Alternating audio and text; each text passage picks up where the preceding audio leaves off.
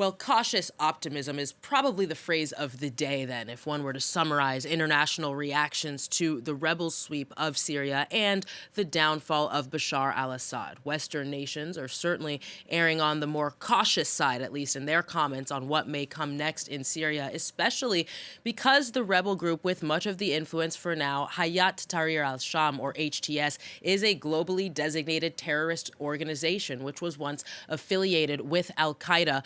For more on this, Mariam Benraad joins us on the program. She's a political scientist specialized in the Middle East. Thank you very much for joining us today, Mariam.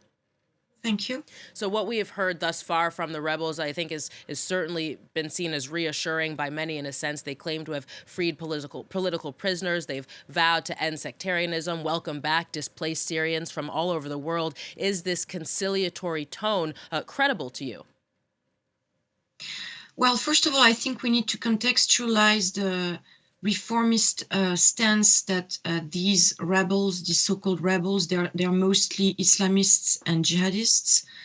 The contextualization means going back to the roots of the organization that was indeed originally linked to the al-Qaeda presence in Syria. And Julani, their leader, decided that indeed, first of all, global jihad had to be abandoned in favor of a Syrianization of the armed struggle. He's promoting a discourse of indeed of diversity and openness to other communities in particular. He made a lot of statements regarding the situation of Christians, for instance.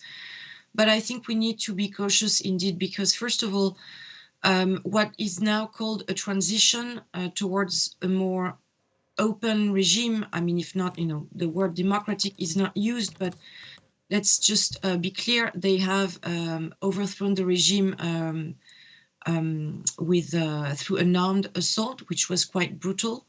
They've taken territories in a few days, all the way to Damascus. And they have not announced, for instance, that they have the intention to hold an election, a free, open, transparent election. This is anyway going to be very difficult because, as you said, millions of Syrians are displaced or refugees. We're seeing scenes of joy, also popular joy, but a lot of Syrians are extremely worried about what's coming next. And so regarding the refugees, the point I wanted to make is that we're not sure that they will be willing to come back. Many will want to see what happens. And my problem is the fragmentation, the level of fragmentation of Syria. How are they going to reunify a country that has been so divided over the years, 11 years of civil war? Mariam, one of the things that we haven't heard much about yet is the fact that thousands of ISIS fighters remain jailed in Syrian prisoners. What might the latest developments mean for their fate? So this is also, there's a lot of uncertainty because at the moment I hear a lot of comments state that these detainees will remain jailed because they're the rivals of HTS within the jihadist landscape in Syria. But at the same time, we have seen this movement free a lot of detainees, including criminals.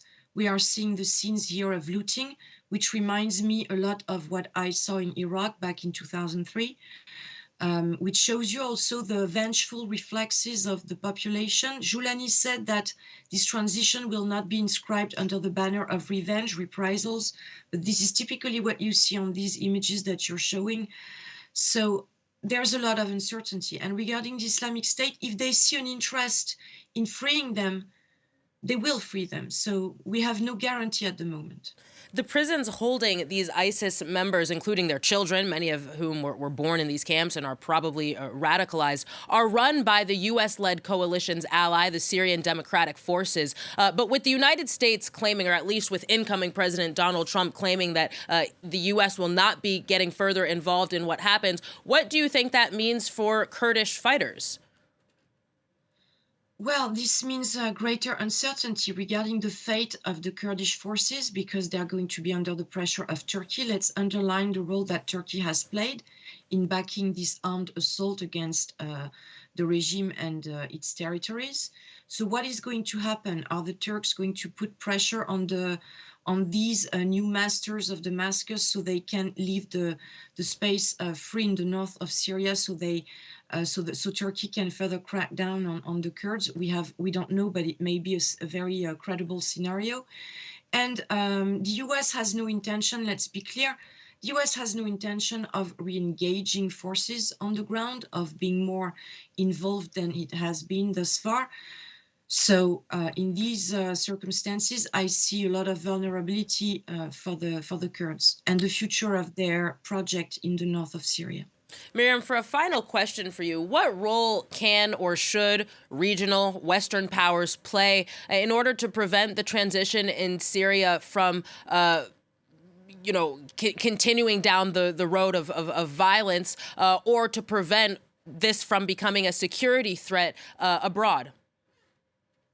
Well, I think this will be, it's an excellent question, because I think we're heading more and more towards a regionalization of conflict settlements in the region. We've seen this quite clearly with the war in Gaza.